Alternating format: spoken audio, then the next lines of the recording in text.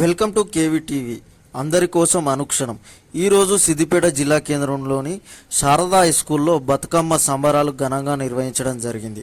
ఈ సందర్భంగా కరస్పాండెంట్ శారద గారు మాట్లాడుతూ విద్యార్థులు, ఉపాధ్యాయులు బతుకమ్మను వివిధ రకాల పువ్వులతో బతుకమ్మను పేర్చి తెలంగాణలో పువ్వులను పూజించే గొప్ప పండుగ అని అన్నారు.